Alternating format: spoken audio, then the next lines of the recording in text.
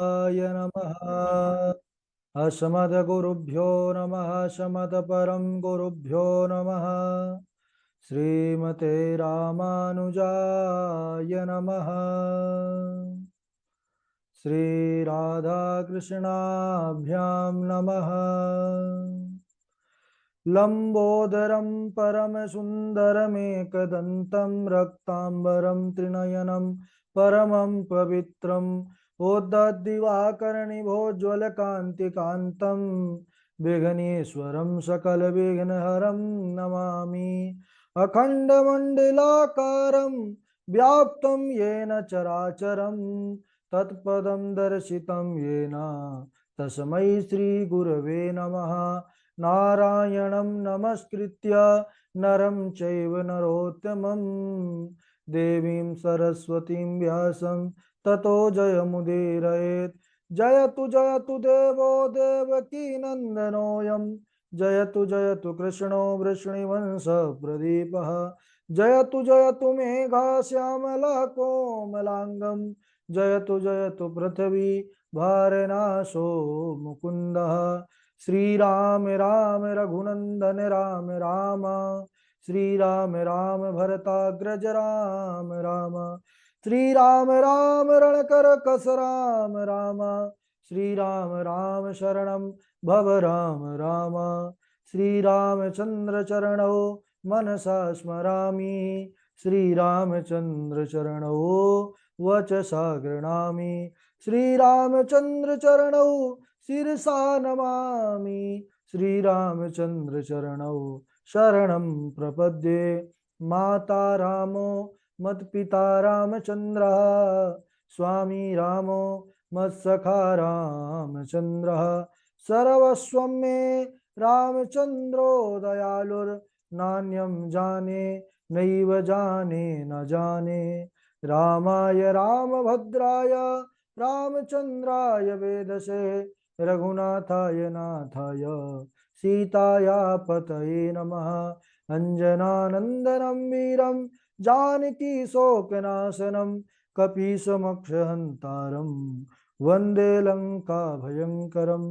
भक्ति भक्त भगवंत गुरु चतुर्नाम वपुएक इनके पद वंदन किए नाशत विघ्न अनेक। बोलिए श्री सीतारामचंद्र भगवान की जय। श्री रामचरितमानस की जय। भक्तवत्सल भगवान की जय।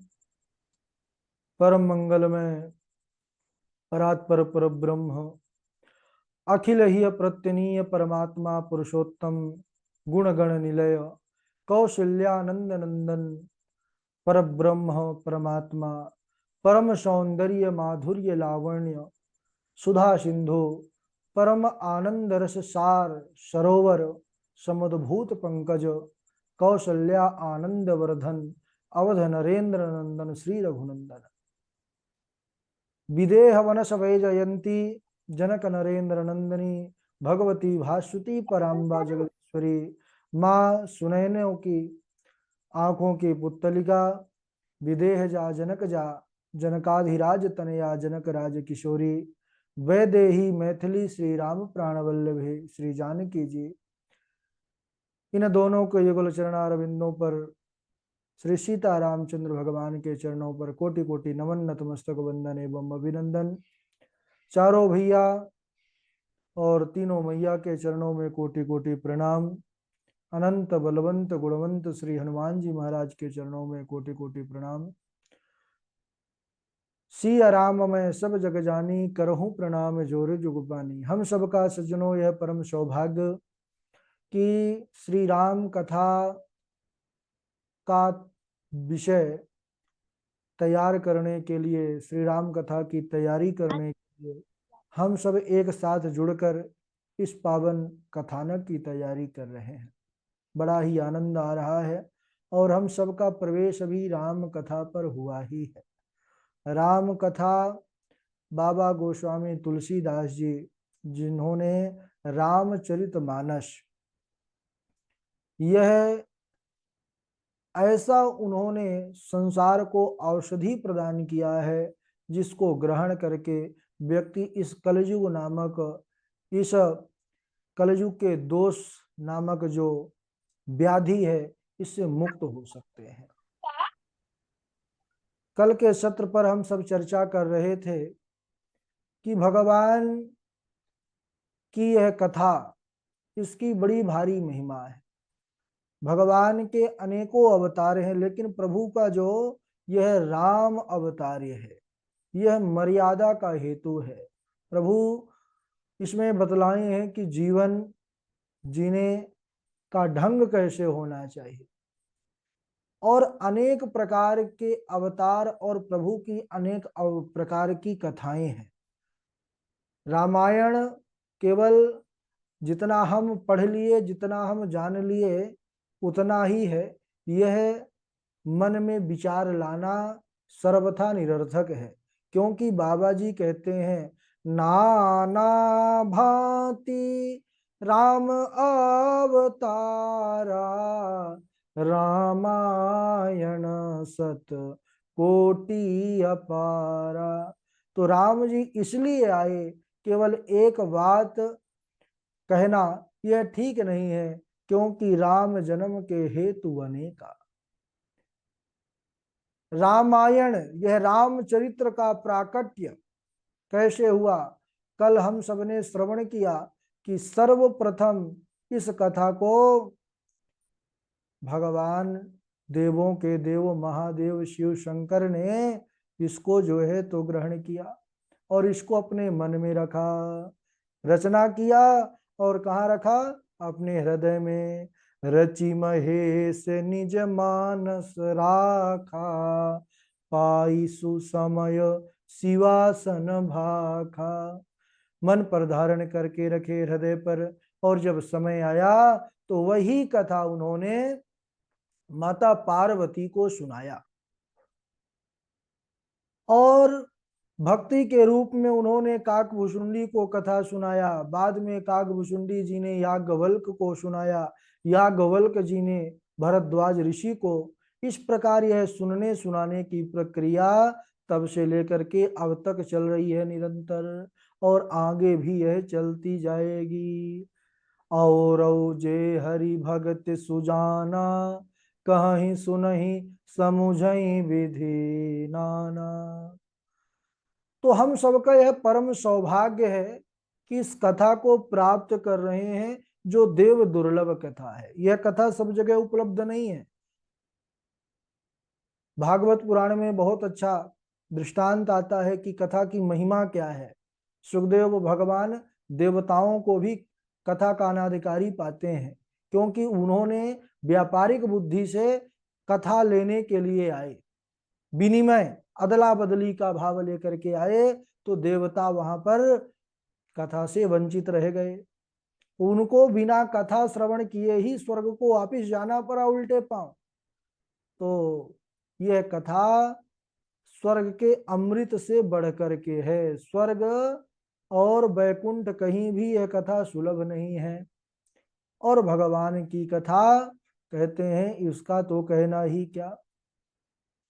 और यह जो युग चल रहा है, यह कल युग, इसमें एक चर्चा सभी जगह आप सुन सकते हैं कि जो करेंगे वह प्राप्त होगा।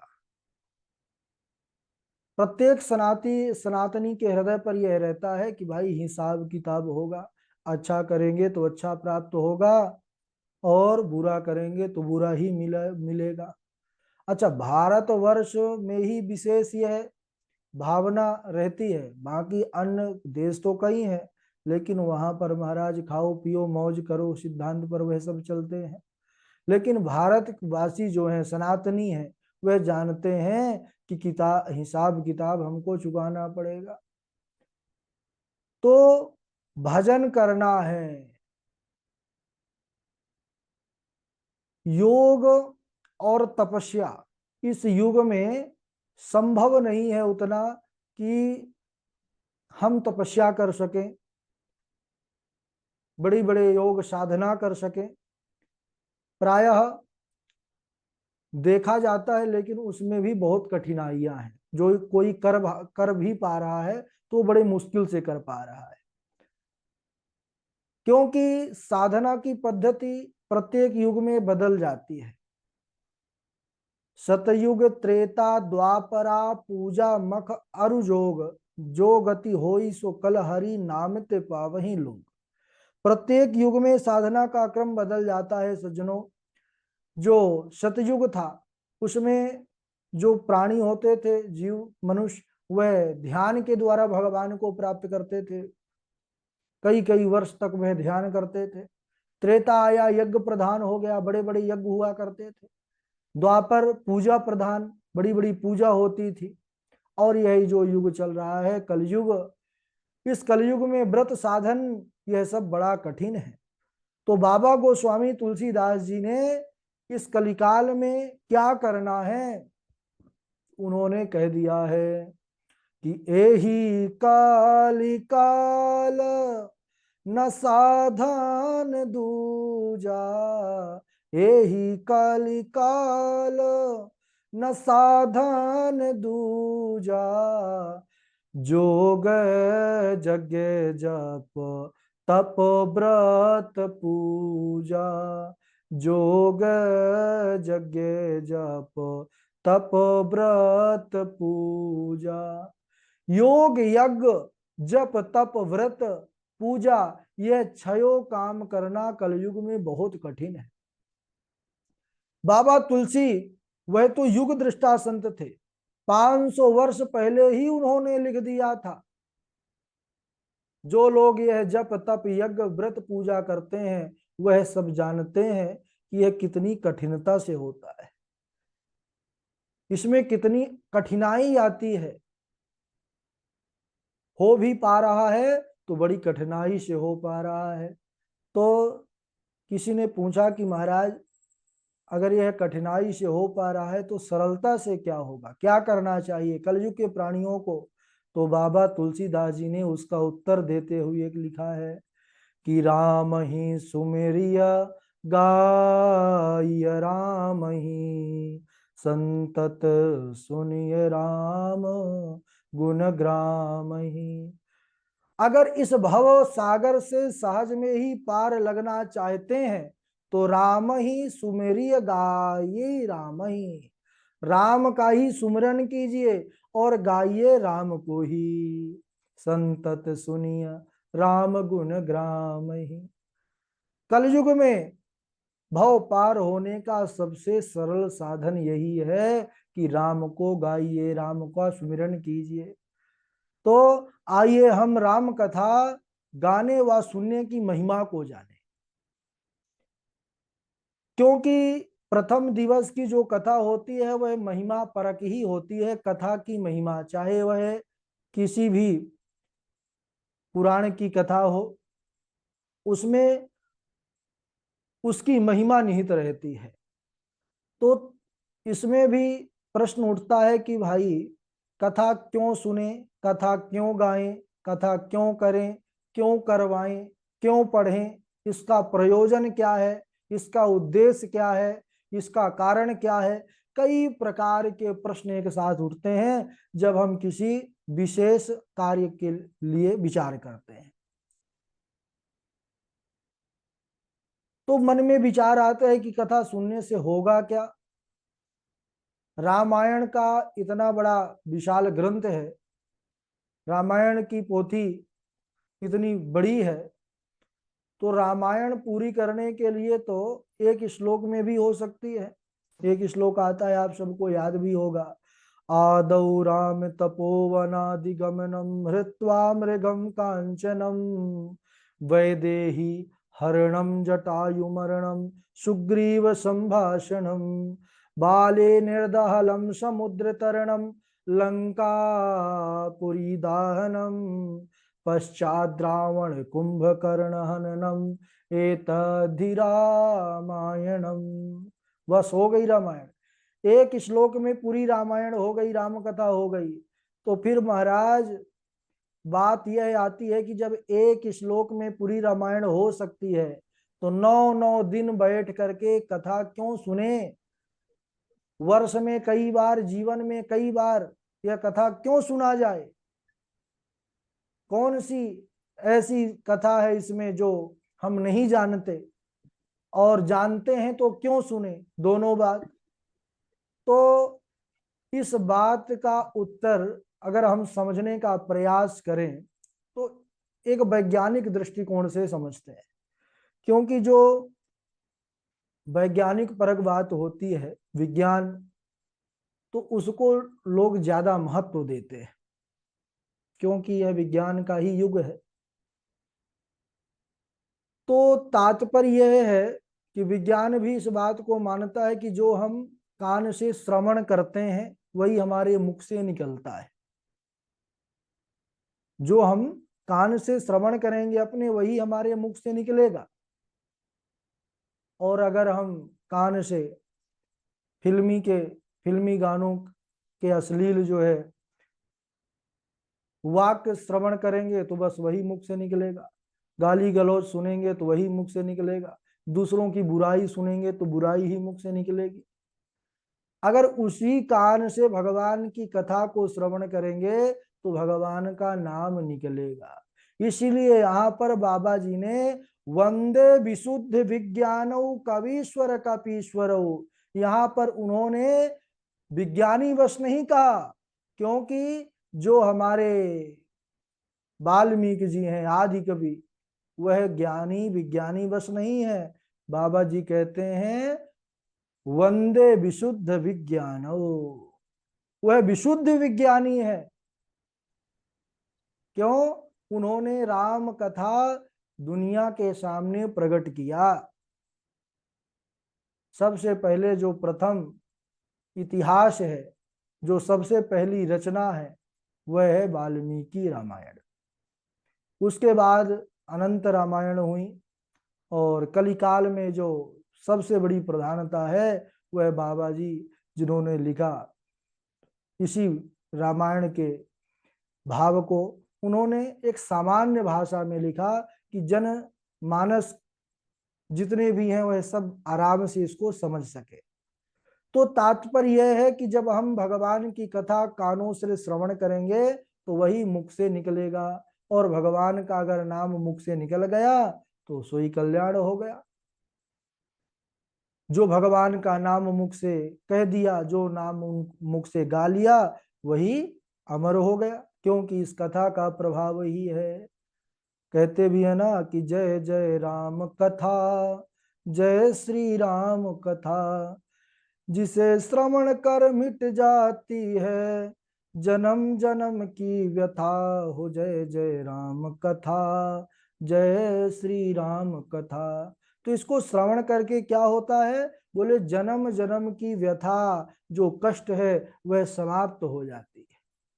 और यह जो कवि ने अपना भाव भजन में लिखा है वो अपने मन से नहीं लिख दिया कि जिसे श्रवण कर मिट जाती है जन्म जन्म की व्यथा।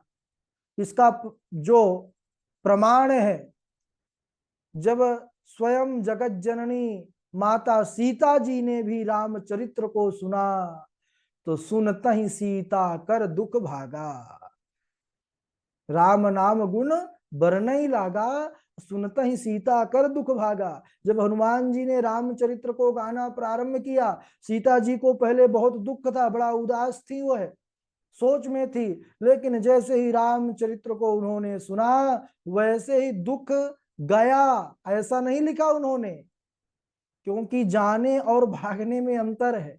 अगर हम किसी को कह दें, भाई यहाँ पर बहुत लोग जुड़े हैं, अवध बिहारी जी को कहें कि भाई अवध बिहारी जी आप जो है यहाँ से वहां तक चले जाइए, तो अवध बिहारी जी बढ़िया अपने मस्ती के चाल में जाएंगे आराम आराम से।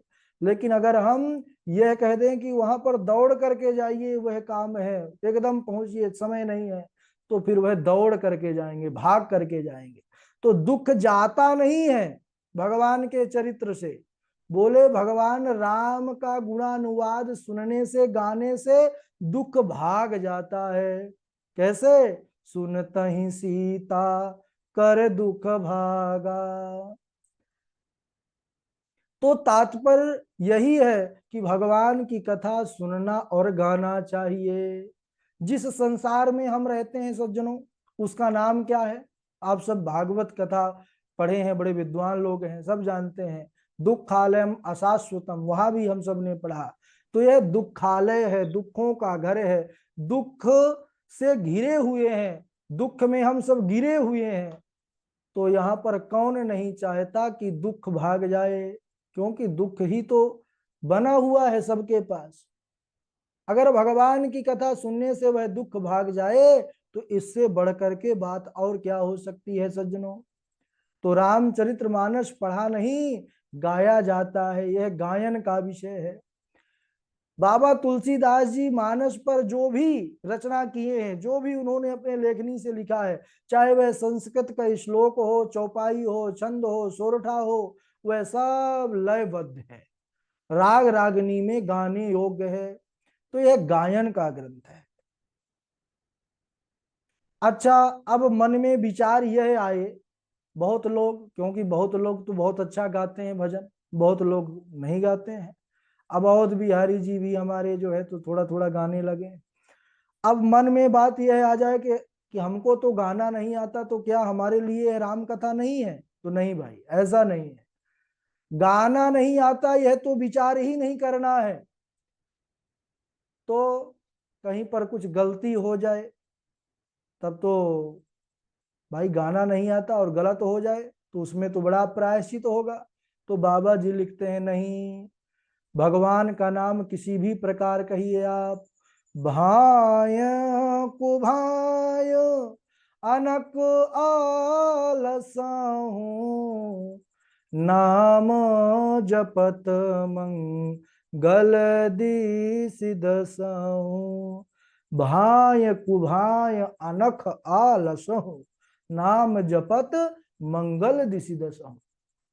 सज्जनों, भगवान का नाम चाहे किसी भी प्रकार लिया जाए, भाव से लो अथवा बिना भाव के लो। देखिए, कोई इतना कृपालु हो सकता है क्या? हम सब सामान्य व्यक्तियों में, अगर लौकिक जगत में, परमात्मा तो अलौकिक है, अगर लौकिक जगत में किसी को भाव से, प्रेम से बुलाएंगे तब तो ठीक है। अगर बिना भाव के बुलाइए तुरंत झगड़ा हो जाएगा, वो लपट जाएगा आपसे, मारने को दौड़ पड़ेगा। लेकिन भगवान कितने कृपालु हैं। बाबा जी गुणों का वर्णन करते हैं कि भाय कुभाव, भगवान को भाव से लो, चाहे बिना भाव यानी कुभाव से भी उनका नाम ले लो। अनख आलस हूं, आलस्य में भी अगर उनका नाम ले लो तो भगवान का नाम फिर भी आपका मंगल करेगा। अच्छा, यहाँ पर बाबा जी ने एक शब्द प्रयोग किया है, आलस हूं। तो आलस्य और कथा की जब बारी आती है, कथा पढ़ने की हो या सुनने की हो, तो आलस्य नंबर 1 पर आ जाता है। आलस यानी नींद, पढ़ने का मन ना होना, सुनने का कथा मन ना होना, यह है आलस्य। तो कथा में भी जब बैठ जाते हैं तो देखते हैं कि इतनी सुंदर नींद आ जाती है कि कथा कब पूरी हो गई पता नहीं चलती।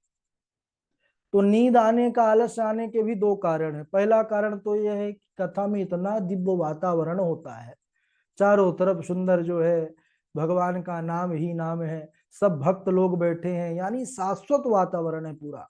जो वहाँ का स्थान का पूरा जो एक सर्कल होता है, वहाँ का जो एक आभा मंडल होता है, क्योंकि सब कथा का भाव लेकर के ही बैठे हैं, तो सतोगुण शाश्वत पूरा वातावरण रहता है। और फिर सुंदर हमारे संगीत वाद्य लोग तरह तरह के धुन आलाप करते रहते हैं। इतनी सुंदर नींद आती है कि पता ही नहीं चलते कि 2-4 घंटा कब चले गए। और दूसरा कारण यह भी है कि जो हमारे पूर्व के पाप होते हैं वह आकर के बैठ जाते हैं कि भाई सो जाओ, सुन लोगे तो तुम पाप से मुक्त हो जाओगे। हम कहाँ जाएंगे, हम तो बेसहारा हो जाएंगे। तो सहारा ढूंढते हैं पाप भी।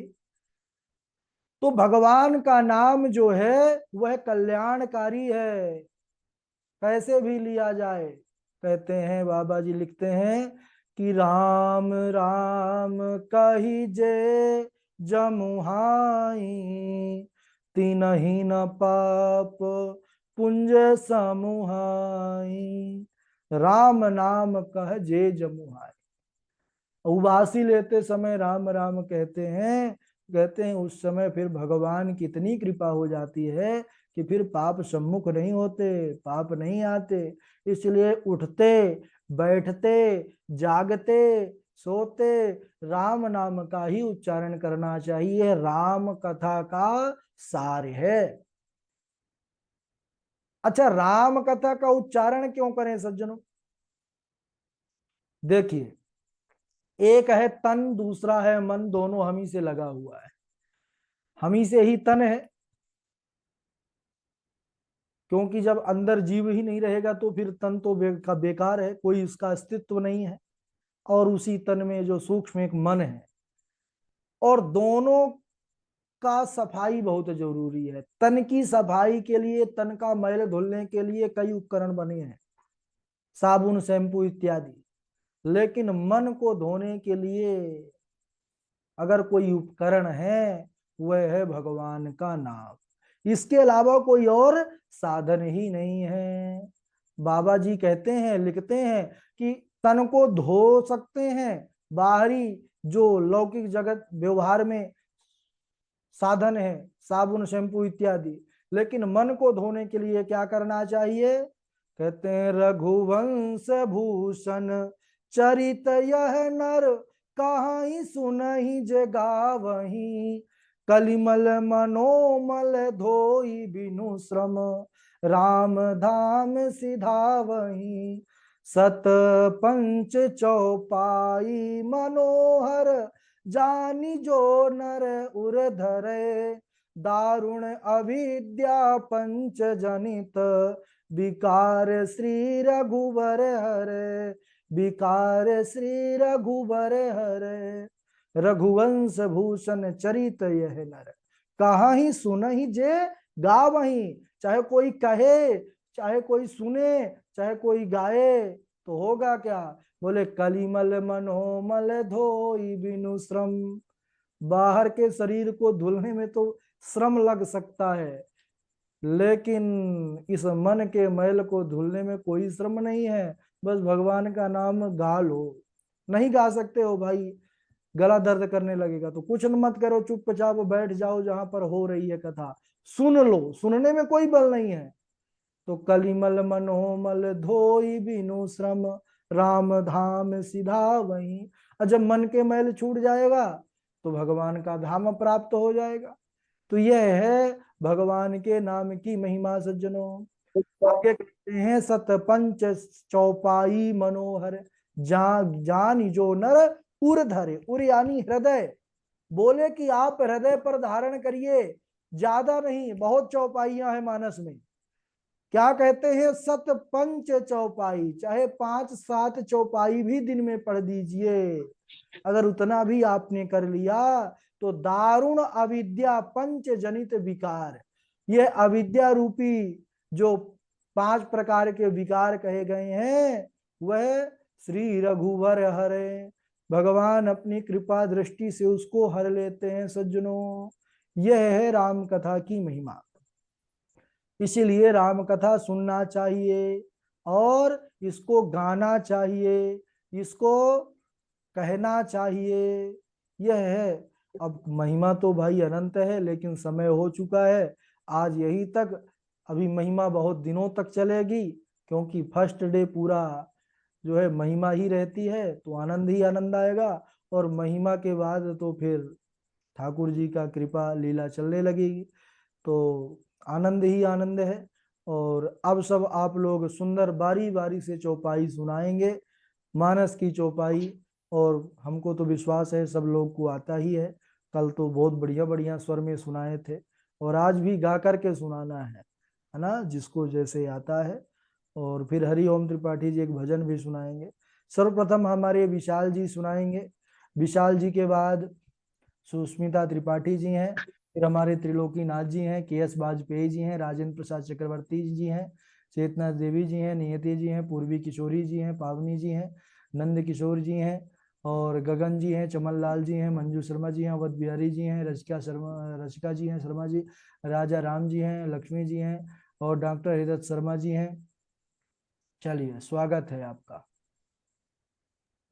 प्रणाम गुरुदेव। हाँ जी विशाल जी, राधे राधे। गुरुदेव, मैं चौपाई नहीं दोहा एक सुनाना चाहूंगा। हाँ हाँ, स्वागत है। जी गुरुदेव। काम क्रोध मद लोभ सब, नाथ नरक के पंथ, सब परिहरि रघुबीरहि, भजहु भजहि जैसन, सियावर रामचंद्र की जय। प्रणाम गुरुदेव। बहुत बढ़िया। सुष्मिता त्रिपाठी जी। राधे राधे। राधे श्री राधे। राम। हाँ, जय श्री धीरज धर्म मित्र और नारी, आपद काल परखनीय जारी। राम सिया राम, सिया राम जय जय राम। राम सिया राम, सिया राम जय जय राम। ओ वृद्ध रोग बस जड़ धनहीना, अंध बधिर रोधी अति दीना। राम सिया राम, सिया राम जय जय राम। राम सिया राम जय जय राम। जी गुरु जी। बहुत बढ़िया। चमन लाल भारद्वाज जी। भारद्वाज जी सुनाएंगे भाई। जी गुरु जी प्रणाम गुरु जी। हाँ, राधे राधे। गुरु जी छंद सुना रहा हूँ मैं गुरु जी एक। हाँ, स्वागत है, स्वागत कनक कोटि विचित्र मुनि कृत, सुंदरायत हन अति घना, चौहट हाट सुघट विधि चारु, पूरु बहुविधि घना। गजबाजी खचर निकर पदचर, रथ बहु बहुरुत को गने, बहुरूप निश्चर जूथ अति बल, सेन वर्णत नहीं बने। जी गुरु जी।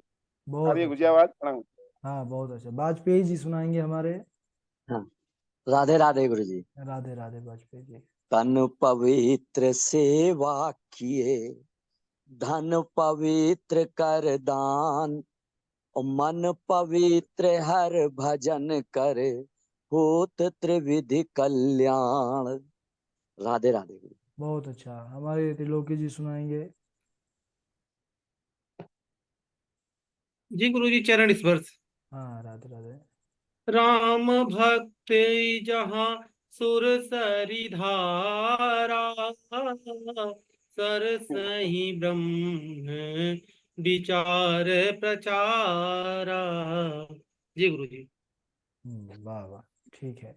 और अब इनके बाद श्लोक वो पावनी जी आप सुना दीजिए। राधे राधे गुरु जी। हाँ गुरु जी कोई भी चौपाई सुना सकते? हाँ, अभी कोई भी, बाकी जब ग्रुप जी से गुरु जी। जुड़कर नोट्स आदि आने लगेगा उसके बाद आप फिर वही सुनाएंगे जो चलेगा ना। जी गुरु जी। बंदो नाम राम रघुवर को, हेतु कृसानु भानु हिम कर को। राम सिया राम जय जय राम। गुरु जी अभी ये बहुत पढ़ा था, तो ये अभी हम कुछ पढ़ रहे थे उसमें थी और हमें बहुत अच्छी लगी तो हमने यही सुना दी। राधे राधे। ठीक है, ठीक है। डॉक्टर साहब सुनाएंगे। डॉक्टर साहब। डॉक्टर साहब। लक्ष्मी जी आप सुनाइए। राधे राधे गुरुजी प्रणाम। हाँ, राधे राधे। राधे गुरु जी। जी, मैं रामायण की वंदना के कुछ लाइन सुना सकती हूँ।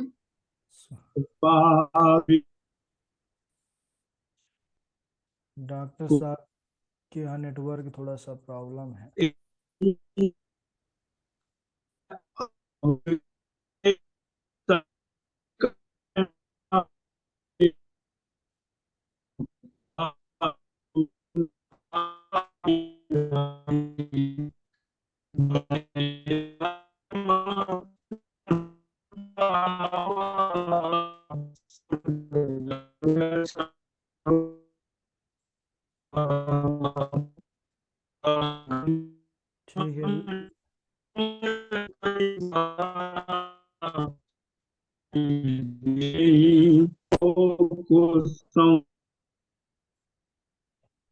लक्ष्मी जी आप सुना दीजिए। हाँ, राधे राधे गुरु जी।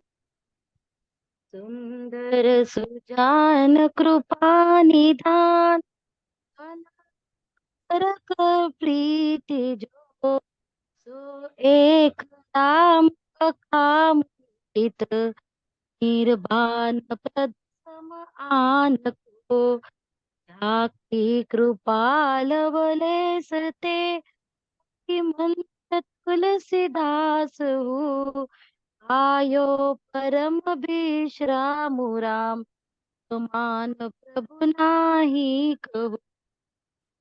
नहीं आता है गुरु। ठीक है, और रसिका जी आप सुनाएंगी। रसिका शर्मा जी। गगन जी जी सुनाएंगे। गुरु जी, राधे राधे। राधे राधे। जी अच्छा, चौपाई सुनानी है ना। हम्म, हरि अनंत हरि कथा अनंता, कहि सुनहि बहु विधि सब संता, रामचंद्र के चरित सुहाए, कल्प कोटि लगी जाहि न गाए, राम सिया राम जय जय राम, राम सिया राम मेरे राम जय जय राम। बहुत अच्छा। गगन जी सुनाएंगे। राजेंद्र प्रसाद चक्रवर्ती जी सुनाएंगे। गुरु जी प्रणाम, राधे राधे। राधे राधे। गुरु गृह गए पढ़न रघुराई, अल्प काल विद्या सब आई, सिया राम जय जय राम राम। गुरु जी प्रणाम, राधे राधे। ठीक है, राजेंद्र प्रसाद जी। जी गुरु जी प्रणाम, राधे राधे। राधे राधे। शांत हृदय नवनीत समाना, कह कबीर न पर कहे न जाना, निज परिताप द्रवई नव नीता, पर दुख द्रवहि संत सुपुनीता, परहित रिस धर्म नहीं भाई, पर पीड़ा सम नहीं अध माई। राधे राधे गुरु जी। वाह भाई राजेंद्र प्रसाद जी, बहुत बढ़िया। और चेतना देवी जी हैं, मंजू शर्मा जी हैं, नंद जी हैं, आप लोग भी सुना जी दीजिए। राधे गुरु जी। राधे राधे। गुरु जी मैं श्लोक सुनाती हूँ। सुनाइए। दक्षिणे लक्ष्मणो यस्य, वामे च जनकात्मजा, पुरतो मारुतिर्यस्य, तं वन्दे रघुनन्दनम्। राधे राधे गुरु जी। ठीक है, चेतना देवी जी, अवध बिहारी जी। जी गुरु जी प्रणाम, राधे राधे। राधे राधे। मंगल भवन अमंगल हारी, द्रवहु सुदशरथि अजीर बिहारी, सिया राम जय जय राम, सिया राम जय जय राम। जय श्री राम गुरु जी प्रणाम। ठीक है, राधे राधे। नंद जी सुनाएंगे। जी गुरु जी। सुनाइए। सीताराम।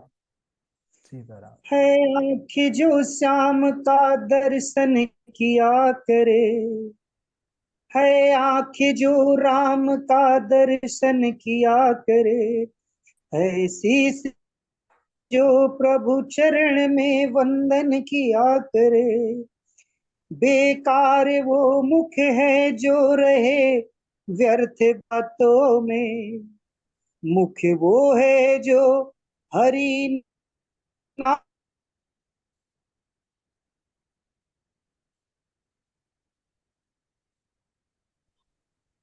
वो है जो श्री राम का बंधन किया करे।